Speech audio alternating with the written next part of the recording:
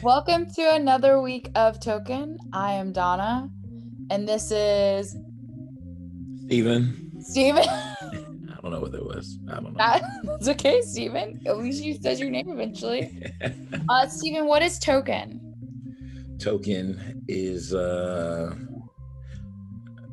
today. Token is the place where we're going to learn a little history. A little bit of history. Token's a little bit of history. If this is your first time here, welcome. This week we're going to do it a little bit different. I'm going to tell you what it is and have Steven kind of get into why you want to do it this way. So this week we're actually going to be talking about Watchmen's pilot episode, which features as kind of the starting basis for the whole series, the Tulsa Massacre of 1917. Am I right? 1921. 1921, my bad. Yeah. So Stephen, why did you want to talk about this episode for this week? I wanted to talk about this episode because last week was the 100-year anniversary of the Tulsa Massacre, and it sparked a whole lot of conversation online, on social media, and in the news. And related, I had also just been happening to watch the first season of The Watchmen for the first time too, which heavily relies on the events of the Tulsa Massacre for the basis of its story. So I thought it was a good overlap for me personally, but also I thought because what we do is review film and TV, I thought it was great timing for us to cover that show specifically because of their foundation with the Tulsa Race Massacre. So I'll let you kind of lead this. My thoughts, I've seen probably about 3/4 of that whole first season. So overall, like I think it's one of those pieces where it's like, wow, this is done really well. And I love Regina King, and she's totally badass in it. The images in it is really good. It's very well done. The Watchmen is like great.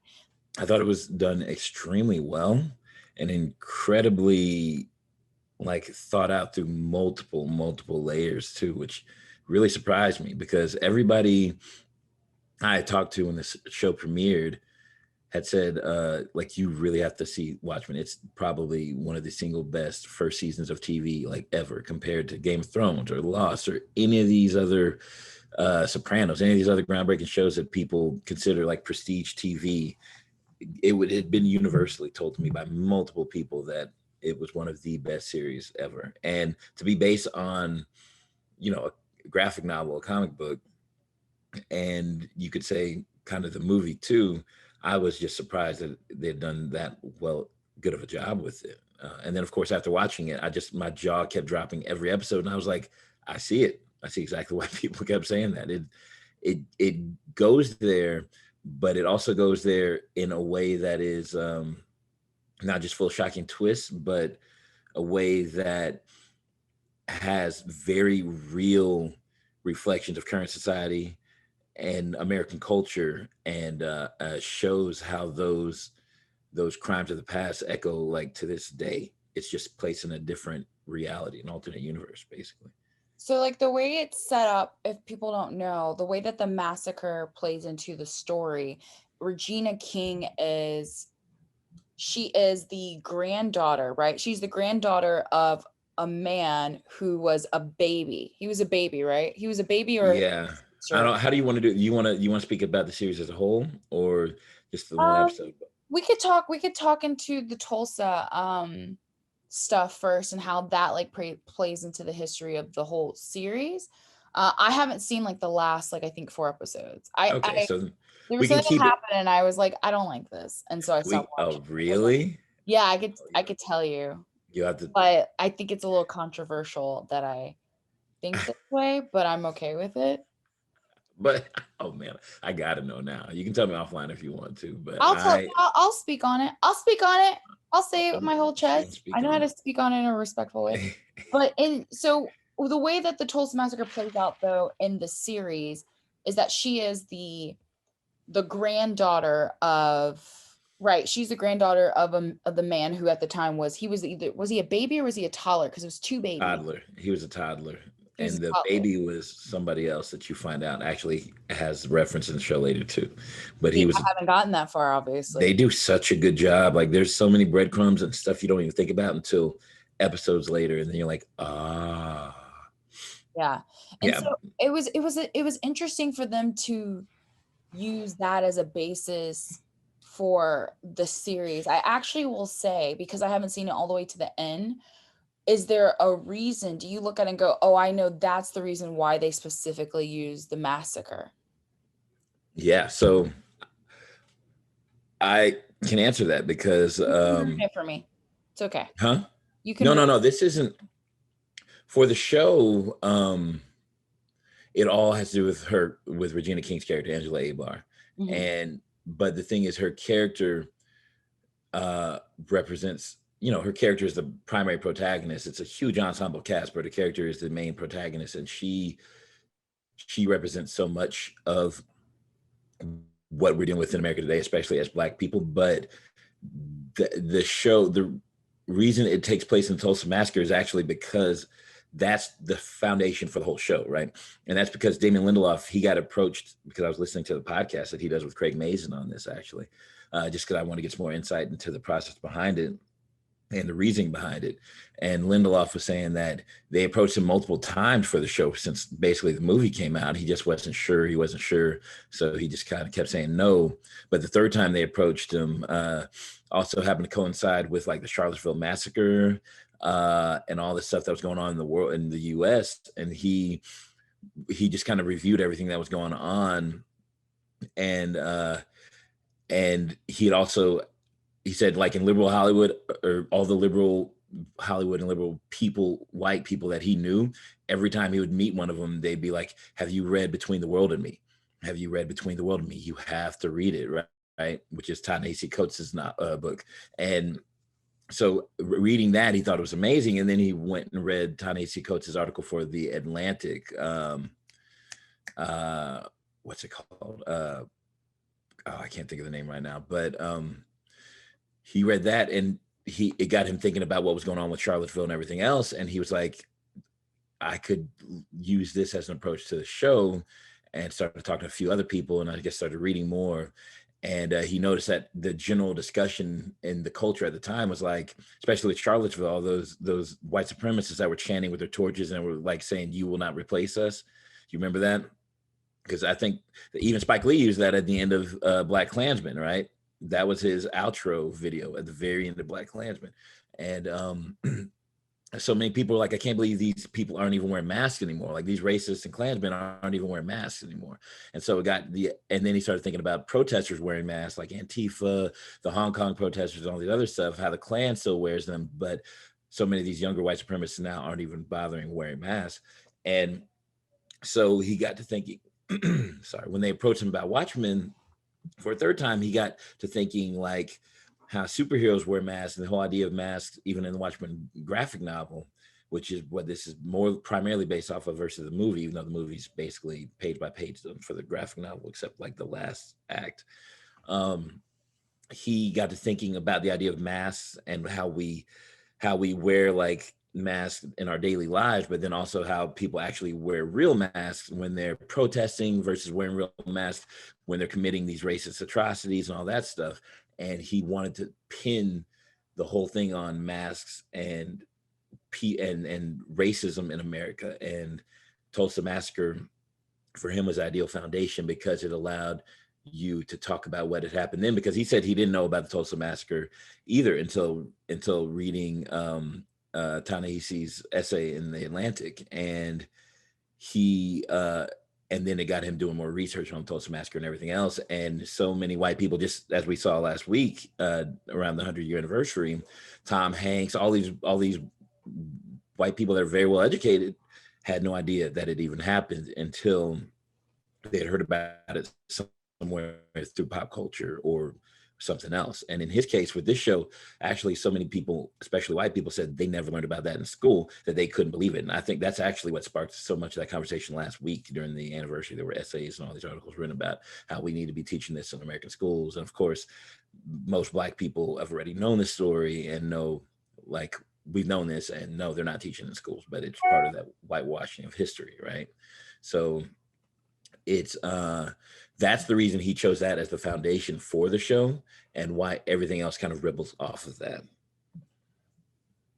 So I mean, obviously, American history doesn't include Black history. Like it's like a side note. So it's no Right. surprise that like it's not being taught. So really his like his whole point of like using the Tulsa Massacre wasn't able to like kind of educate and like be reflective back on history and how history is kind of repeating itself. Am I right?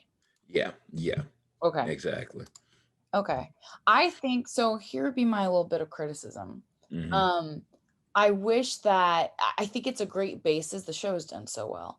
It's a great basis, but I wish that they used it more into the story more. Like it's like the set off of like when his life began. Like you see like definitely like the background and like a very racist like start to this young man's life, but like it would have been cool if they had used it more into the storytelling even more instead of it just being like his origin of where he like started. Like it is, I guess it's just like his backstory, but it's such a significant event. I don't know, and I don't know how they would do that. Maybe and you can tell me since you've seen all the way, it would be like maybe something that he has from when that happened, right? Because we're in this alternate universe, right? So let's say in this alternate universe what happened during that time is he actually had something powerful that his family had, and like was something that he was left with when him and the baby, or you know what I mean, like playing it more like that. I don't know if they use like the event more, maybe like switch it up to like there's things that actually happen during that event that impact the show, something of the like sci-fi nature. I think that would have been really cool because yes, it's like a cool callback to like history, but it would have been neat if it was actually like made significant throughout the whole story other than it just being like the event that like started his life off. Does that make sense? It Do does they make do sense. that? Do they I'm do like, that though? girl, they it all leads back to that event, Hey, and okay, so I have it to all finish does. the You have to series. finish it. You have to finish. That's why I'm laughing, because I would like. I think it would be dope if there was some sci-fi MacGuffin that was part of that too. But what they actually did, which was really clever, was that because I'm a big sci-fi guy, I would love a sci-fi MacGuffin too. But like a sci-fi MacGuffin would actually, some people may actually criticize that as taking away from the real significance of the event. And what they did was they didn't leave any sci-fi MacGuffin out there, but they created that event as the echo for the grandfather, right? And since he's the little boy, Right. and so much of what happened to him as that little boy, that whole scene where he's in the theater watching Yes. Bass Reeves, the black marshal of Yeah. Oklahoma, who is the one fighting for justice when the white mob actually wants to do mob justice, and he's like, no, there will be no mob justice today. Right. We're going to stick to the letter of the law. And they're like, who is this masked man? And he takes off the mask, and it's a black man who's actually helped save these people. And they're like, oh, that's the black marshal of Oklahoma, Bass Reeves, and all that. And the little boy is seeing that echo in his mind over and over. And then you escape that little idyllic like dream world that movies give us, and then you go outside and it's chaos, right? And there's planes flying by, which really happened. There's people just stringing black folks up, dragging them behind cars, which really happened. All of that really happened, right? They even copied the actual newspaper headlines and put them on the ones that you see in there. That letter that lands in the hand of the little boy that he's looking at, um, uh, or that letter he pulls out of his pocket that his parents tuck into his pocket, right? Which is where he opens it up and it says like, take care of this boy, or take care of this baby, which is funny because that's also the whole scene with him is also very reminiscent to like Superman's origins, which I haven't heard anybody discuss yet, but I assume Lindelof and them put that in there on purpose. But which is basically Moses, right? Mhm. Superman, Moses, the same character. You put a baby in a basket, send him off for a better life because your world is crumbling over here. That's all biblical, right? Um, but that letter was written on the back of the. I'm not even sure if you got to it yet, but it's written on the back of a letter that lands in the hands of the boy's father, who was a World War I soldier. Wait, so okay, you're Okay. describing what happens in the first episode. So yeah, first episode you see the boy has a little letter says take care of this boy Right. and all that. So you find out later on that letter is is from the boy's father, right? Because he's wearing that soldier uniform, right? And we know, based on reality with Tulsa, a lot of it started because they think this black boy stepped on this white lady's foot in the elevator, and she screamed. He stepped on her foot by mistake, and she screamed, and that scream turned into newspaper headlines saying that a Negro assaulted a white lady, and then all these white people like, we're gonna go string him up and lynch him, and then these black soldiers were like, no, you're not, like, it was a mistake, like, you're not gonna string him up over that. And then these white people didn't like that, and that's what started the whole thing, right? These soldiers trying to defend a little black boy. And so they don't have that whole scene in the show, but those soldiers are in the show, right? And that his father's supposed to be one of those soldiers. And that letter that he's holding up was actually a real letter. It was written on the back of a real letter that actually the German used to throw out to the black soldiers in France during World War I to try to get them to stop fighting for America and to just retire in Germany and stuff like that, because Germany would treat the Negro better than America did back home, which is what like actually happened in the real world. So they tie so much of that into the real world, but the effects of Tulsa ripples throughout the whole show. Like you're saying, everything you're asking for, they actually do. It all comes back to that, but it's all based on those same themes of masks and hiding behind them out of fear that you'll be known for your actions, but also using them as a shield, but using them as a means of strength and intimidation too. Like everybody from the Klan to superheroes, like the whole theme about masks all ripples with Tulsa and what happens there. You may not have got, if you stopped at episode 4, you may not have gotten there, because I don't think it gets to episode 5 or 6 when you see how that has to do with masks and characters and the old man and everything else too. So I got to episode like 7. You did? Okay, yeah. Okay. So you see when she starts going through those memories? Yeah. Yeah. And that's to me where they start like picking up, and you discover what significance the grandfather had. I'm trying to step around it without ruining the whole series for anybody that hasn't seen it, but you should already know it. My whole gripe with it is going to ruin it. Yeah. If you haven't, spoiler alert. Okay, so here's my gripe with the show. Mm-hmm. I think what's very cool about it is, first of all, you have Regina King starring. She's badass, and she like fights and all that. And that's great. And then you have like kind of the origin stories of a black superhero with her grandpa, right? So it bothered me that like this representation, and don't get me wrong, every character is flawed, right? But this representation of this black man in like it looks like 1940s, 1950s, as a black superhero, the representation of him is he's married to a black woman and he cheats on her with white men. Oh yeah. With that bothered me. That's interesting. It didn't bother me as much. I can definitely see why it would bother you, but I also know there was so much of that type of stuff going on back then that I thought it was actually interesting to have this black man be gay, and then of course have him or bi, I guess, and have him cheating on his wife, which we know it's happened throughout all the time, but had him cheating on his wife with the white man and not a white woman necessarily, which I'm sure happened too, right? It's my gripe isn't because he's gay. It's that the depiction of the family. Yeah. You know what I mean? It's like you're married to this black woman who is like obviously in pain in y'all's relationship because the fact that you aren't a good husband to her. Like, and I'm not one of those people that thinks that I don't care. I don't know. I just, whenever you're in, like, you've decided to be in a relationship with someone, like, if you don't want to be there no more or something like that, I always say leave. Because what you're doing is, like, torturing the other person that you're with. Right. And so, like, to me, it's like he's just kind of torturing, like, and treating her shitty. And I was like, that doesn't sit well with me as like a black woman to see like this relationship of this black man that's like a superhero and he's being like so crappy to his wife. and Yeah. to his family, right? Yeah. Yeah. And then he's off and he's like having sex with these white men that think that that think that he's white.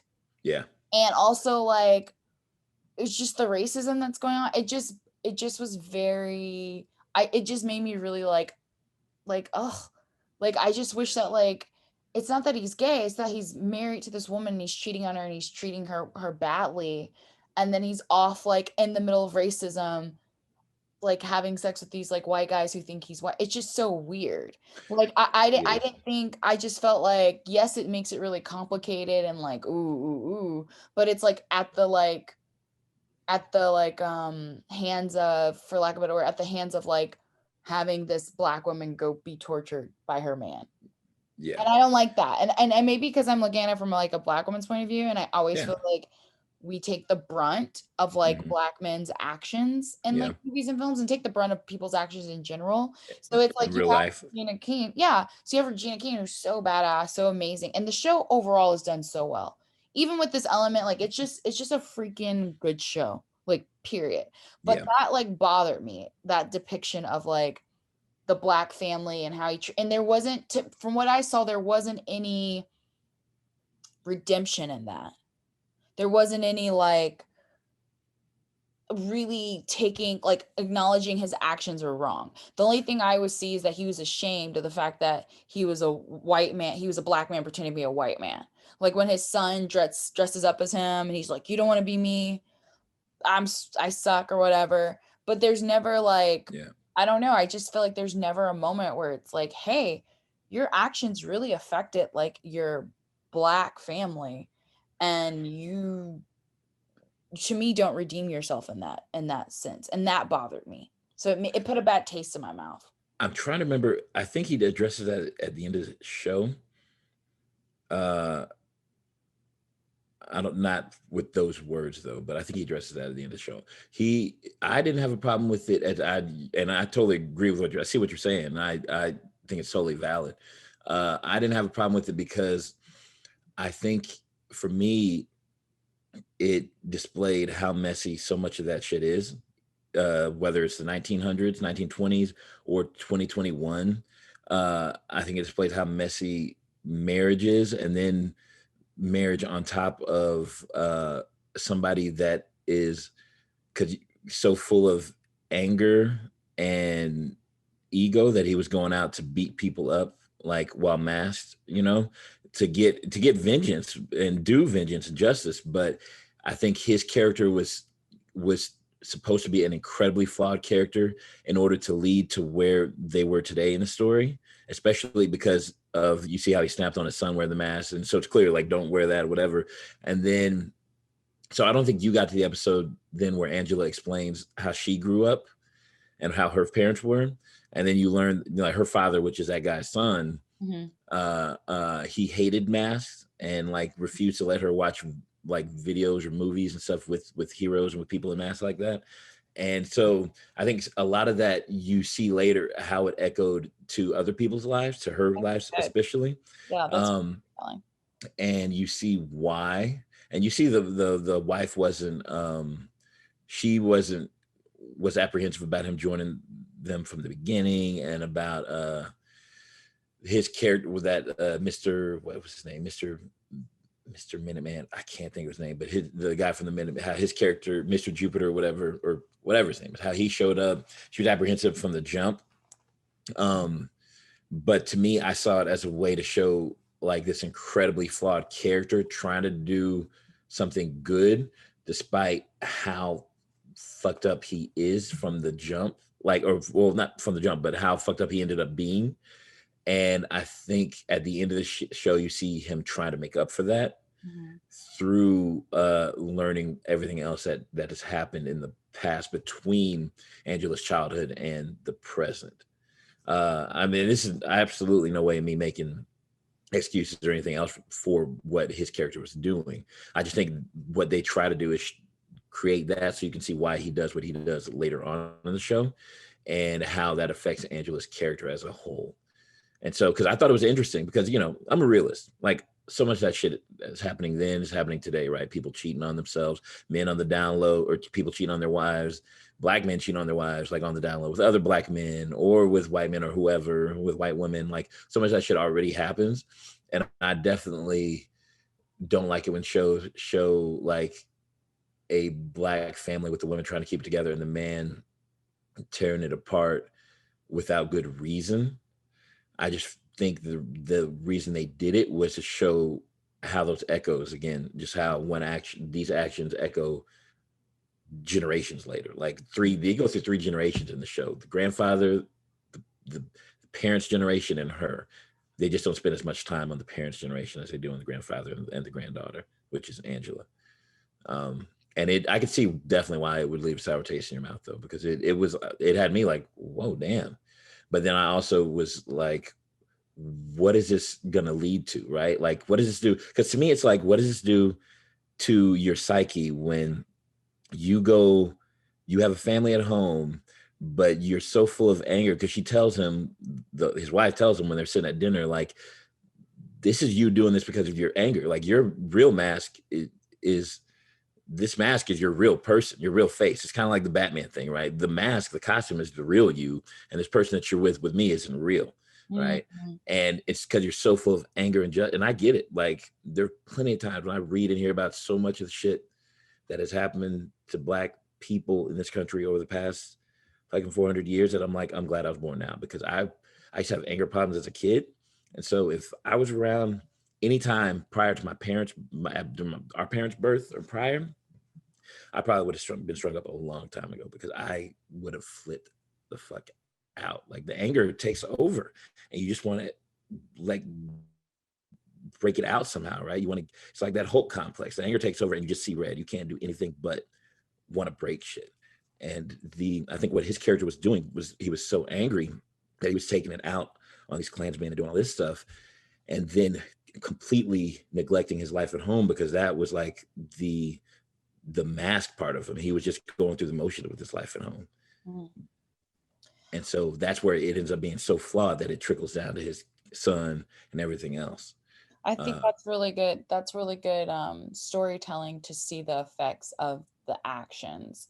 I think I've just seen so many pieces where something like that will happen and they literally don't show how that's damaged everyone around them. Instead it's because easily, and I've seen it in pieces where they will instead just justify the actions and not like have them have to deal with like the effects it had on other human beings. Like instead being like, well, he was stressed out, all this, and so that's a justification of his actions when it's not a justification of his actions. It damaged his wife, his son, and he was mean to them, and he wasn't a good man to them. Or a good father.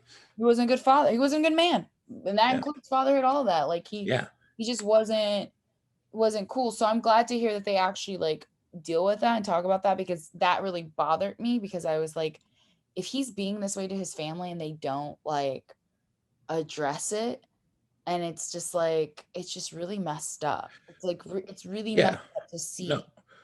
Well, the mirror of that is right as his masked persona, the superhero, his masked persona, like the rest of the world thought he was a great man, right? They thought he was a great white man out saving the world from people doing bad shit.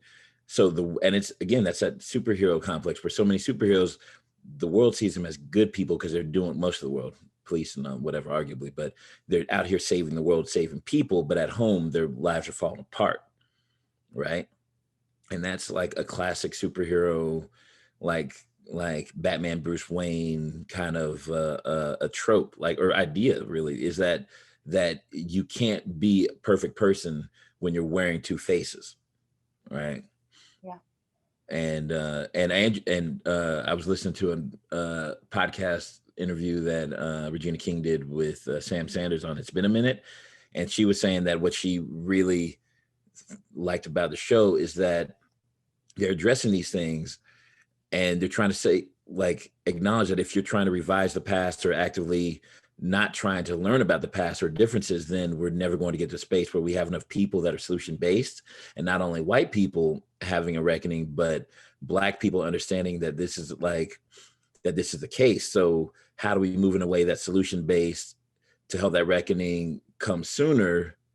And how do we get to a place where we have forward movement and not lateral movement, like without triggering the anger and hate and pain that Black people have, and letting that speak for us, as opposed to like a solutions-based plan and thought process, And I thought that was a really interesting thing for her to say, because it's true. Like, there's so many times when, something happens, especially after seeing so many Black folks get murdered by the police, social media just goes up in flames, right? And it's hard to not just speak angry, hateful words of like, I hate all white people. I hate everything about you. I hate this entire country, blah, blah, blah, blah, blah, because that's how you feel in the moment, or that's how you felt forever because of all this has been done with us. But if we're going to have any real change, we're going to end up having to have solutions-based conversations that go beyond the anger and pain into something real, right? And it's interesting because she was saying she hopes that this type of show sparks those conversations, because it slides so nicely into where we're at, but it uses so many real world situations to reflect on it. Like the whole idea of Redfordations that they have in here, right? Which is the idea that in the show, in their world, Robert Redford got elected president instead of Ronald Reagan. Mm-hmm. And this whole idea where, Ronald Reagan was an actor, this cowboy actor or whatever, which they even make a joke about later on in the show. And Robert Redford is this big actor. And the idea is that he won, and Robert Redford, this big liberal, if he won, like his liberal Supreme Court would have likely actually passed these reparations that they have in the show that they're now calling Redfordations. Because in the real world, in the 90s, Oklahoma had a commission to study the massacre and the effects on it. And they took it to the Supreme Court to try to pass reparations laws for the Tulsa, Oklahoma, the victims' families of Tulsa. And the Supreme Court said no, because they didn't think that there was any generational trauma, and that the victim families to this day didn't experience it. So there's nothing to apologize for. Right? That was in the real world. That's yes. It's and not surprising, I guess I should say, but it's not ridiculous. surprising at all at how disgusting people are. Absolutely, it's ridiculous. That's what they said, and that was in the real world that happened, right? But in the show, they took that and said, if that happened in this alternate timeline where Robert Redford was a president, had a more liberal Supreme Court, they likely would have actually passed it, and the families of that of those victims of the Tulsa Massacre would be able to get reparations in the form of lifetime pass on taxes and this money and all this stuff. So that's why when she goes to the Massacre Museum and everything else, she is seeing that we see that in the show that they you can see your family tree and genealogy and all this stuff, because they're like, let's see what we did in the real world and see how it would be in this world. And there's so many small details like that they put in there that I just thought were really, really clever.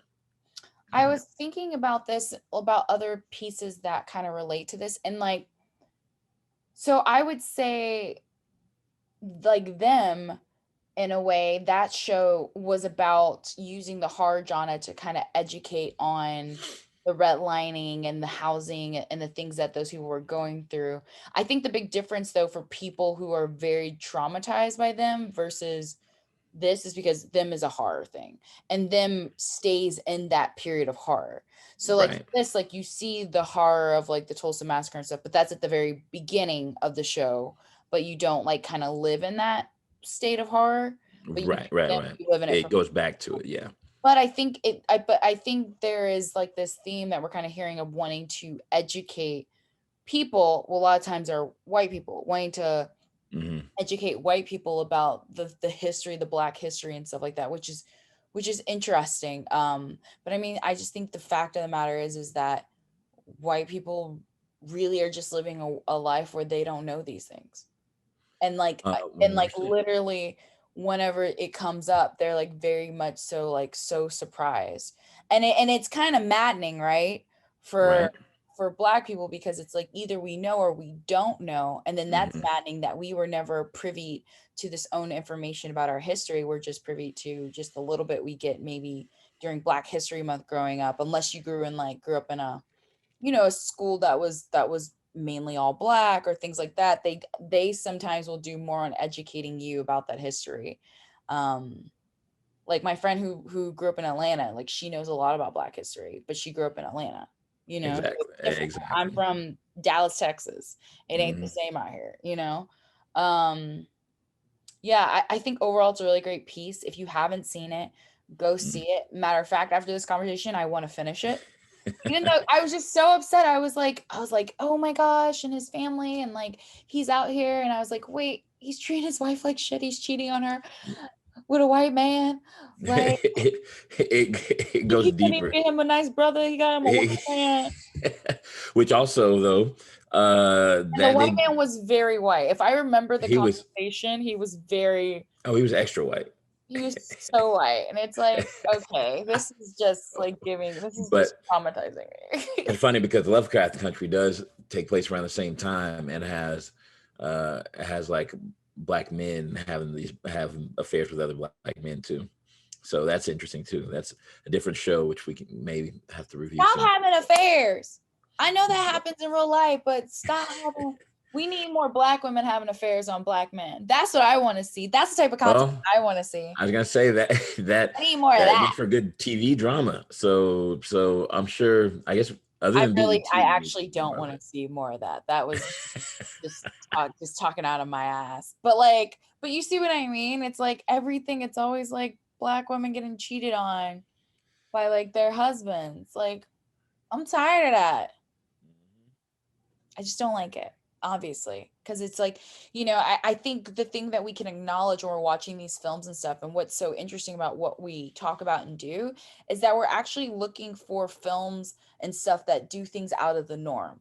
Like there's Right. always the normal role for certain races, right? And so, in us like examining like the black characters' roles in these films or their storylines, we're literally searching for something new. And so I think why it was upsetting, even though I think the piece is so good and it has so much refreshing and new things in it, just the way that people are depicted, the story, it's very well done. I really like it. It kind of fell into these same role stereotypes, you know, Black women getting cheated on by their Black husband. Like I've seen that in Mhm. so many things, you know, and not to say that that's not real life, because it is, but I think because it's the Cosby effect, right? People were upset about at the Cosbys because Cosby didn't, it was so popular, but it didn't represent everyone's life. So Right. when I see that in roles, not that's not true or that's not the way that life is, because there's not variety. If I keep on seeing it, it's upsetting. That's why, like with them, we were like, it's not that this isn't a good piece or isn't great. It's the fact that Black people are only seeing these types of roles from being presented within film and television. So I think that for me is why so much more got caught up, because it is a trope that I've seen played for the Black Mhm. family too many times. Right. Right. Right. And I'd agree with That's that. it. Yeah. So it doesn't mean it I wasn't think, done well or yeah. like you said, you want the promise of of having more diversity in your stories and in your actors and in your filmmakers and people in front of the camera and behind the camera is that they'll be able to tell more diverse stories with that break tropes and break tradition and break expectation. Okay. And what you said is one of those same things. That's one of those things that we want to see broken, right? I will say the show as a whole broke a lot of tropes and a lot of expectations if you finish, like if you go start to finish. But there's always, it's like the Cosby effect, there's never going to be a way to represent everybody in one piece of art, and Right. there's also never going to be a way to satisfy everybody in one piece of art. So you have to go with what you can do Mhm. and go with things that may seem familiar, but then show that unexpected aspect of it to keep people engaged, entertained, and thinking, Mhm. right? Because even if you, for instance, with with this piece, right? And this is why diversity is needed in all levels of the filmmaking or in the television making, is that maybe a white man who's directing this and making this doesn't see why that would be problematic to someone Mhm. like me watching it. You know what I mean? Like that doesn't cross their mind like, oh yeah, this trope is always seen. It's like the black woman getting cheated on by her husband and treated like shit. Like Yeah, to them that might not be something that they recognize. But if you have right. like a black female um who actually has a different opinion, because what I've realized, and someone said this once, is you can't have black people helping you just to have black people, but they all think the same way you do.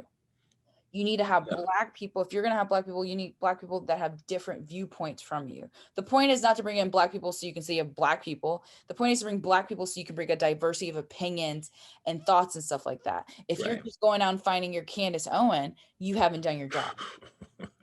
You see what I'm Yeah, saying? oh, 100%. And I Like, think that's yeah. also why you have to have these diverse writers' rooms, right? Diverse staff. I honestly don't know who was in the writers' room for this, but Lindelof definitely gave a lot of credit to the other writers because he said so many ideas he had were bad and they shot them down, and so many ideas they had were great and they were able to keep them. So I have no idea what the room looked like though, but that's exactly why you don't have just like somebody to puppet a yes man or yes woman to puppet whatever it is you're saying. You have to have a room of diverse writers from diverse backgrounds with diverse opinions and personalities to all really help make it what it could be. And that's how you have these groundbreaking shows that end up, sparking national conversation, and over time that conversation is what starts to change the dialogue and the dialect and hold people accountable and change the culture. And that's why stories are so important, because stories, whether through song, through film, TV, through art, ultimately have so much power to change a culture and a nation, right? By provoking that conversation in the first place. And I mean, that's why I love film personally. That's such a beautiful note. So, Stephen, we obviously both recommend that people go and see this. Um, as always, token, if you don't follow us on the IG, the Instagram, go follow us, Blacks in Cinema. Token, Blacks in Cinema. I No, never you had it. had it. I Yeah, thought it was you at had it. Tokens Black. Is it at Tokens Blacks in Cinema or is it at Blacks in Cinema? Well, I thought Blacks in Cinema, but the token in front of that. I was letting you run with it because we're token Blacks in Cinema. Now you So got me all confused. Yeah, you got it. Token Blacks in Cinema. So depending on where you see this, if you're on YouTube, we're also on IG. If you're on IG or YouTube, we also are on iTunes or where podcasts are found. If you have any thoughts, suggestions, anything like that, please feel free to comment, message us, DM us, let us know what you think. And yeah, other than that, do you have anything else, Stephen? Uh, no, I think I will say if you are interested in the themes and ideas behind the show, definitely look into Ta-Nehisi Coates. His essay was called "A Case for Reparations" for the Atlantic. That's what it was. And of course, his books "Between the World and Me," or there's 100 articles you could Google too from prominent magazines. Great discussions out there. So but otherwise, and of course the graphic novel itself and movie really do have, I think, some, they're all set for their place and time, and I think those are worth looking into too, because Alan Moore is a very prolific writer and he's the one that wrote the original story. But that's it. So on that note, we will say goodbye. Real quick, I was looking at the writers. I was trying to see the writers, and there is a black girl that's in the room. Nice. Her name is Stacy. Oh, I am not going to be able to pronounce her last name right, but it's spelled OSEI KUFFOUR, and she wrote on Watchmen. So that's really dope. Okay, great. I'm glad to see that there was a black woman in the room. Good, good. We need to represent. Oh, We need to be and there. she's gonna write the Blade movie too. Nice. What? Oh, come through. Nice. Stacy Osei Kufor, I guess. Yeah. You better say it I right. probably butchered it. Yo, come through. That's what I'm talking about. Yeah, I Represent. like that. And I like Watchmen that. is a piece to be proud of. That is, it's great. I'm gonna finish it. I After having this conversation, I feel differently about it. Just at the time, I was just like, "Now, ain't this about a bit again?" Nah, Now, I get it. but I get it. now, like, it was really great. I loved it. I binged it. I was binging through the episodes. I went through 7 or 8 episodes in a day or two. It's great. It's great. So if you haven't gone seen it, do see it. Let me know your thoughts. Let me know if the things that we got hung up on or thought about or the themes were spoken. Let us know. Other than that, have a good day. Bye, y'all.